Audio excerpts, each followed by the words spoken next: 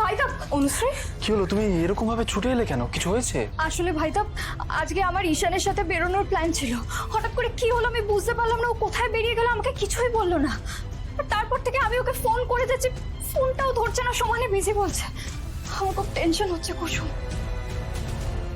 আচ্ছা ঠিক আছে, দাঁড়াও, আমি ঈশানকে একবার কল করে দেখছি।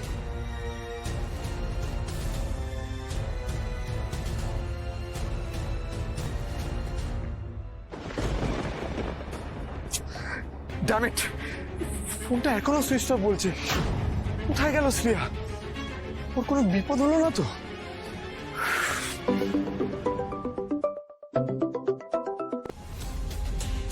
হ্যাঁ ভাইদা বল। কিরে তুই কোথায় রে? তুই এইভাবে অনুশ্রীকে একা রেখে বেরিয়ে গেলি?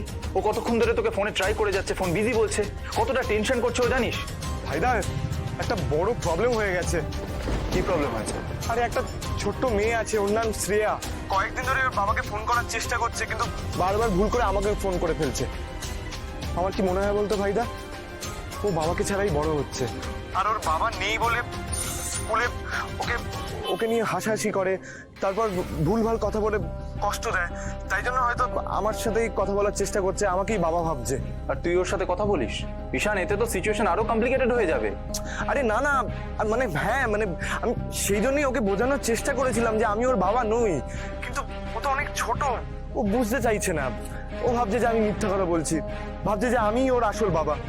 আর স্কুলে নাকি বলেছে বাবারা হারিয়ে গেলে নাকি রাস্তার গর্তে লুকিয়ে থাকে। তাই আজও একাই বেরিয়ে পড়েছে নিজের বাবাকে খুঁজতে। ভাইদা, আমার না খুব ভয় করছে রে। তাই আমি নিজেই ওকে খুঁজে বের করতে চলে এসেছি। ওর সঙ্গে ফোনে কথা বলছিলাম, বাট জানিস এখন সুইচ অফ বলছে। এ তো বড় বিপদ হলো। তুই তো ওই মেয়েটার নাম ছাড়া আর কিছুই জানিস না। কোথায় থাকে, কি করে, কোন রাস্তায় খুঁজছে, কিছুই তো জানিস না। তুই মেয়েটাকে খুঁজে পাবি কি করে? জানি না ভাইদা, কিন্তু এটা জানি ওকে খোঁজা আমি বন্ধ করব না। না না, তোকে খোঁজা বন্ধ করতে বলছি না।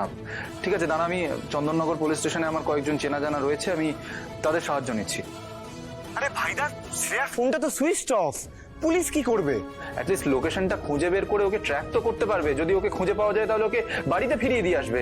তুই চিন্তা করিস না, আমি কথা বলে দেখছি, টেনশন করিস না। আর তাড়াতাড়ি বাড়ি ফিরে আয়, অনুশ্রী কিন্তু টেনশন করছে, এটা আমার অর্ডার। তুই আমাকে তাড়াতাড়ি শ্রেয়ার নাম্বারটা পাঠা।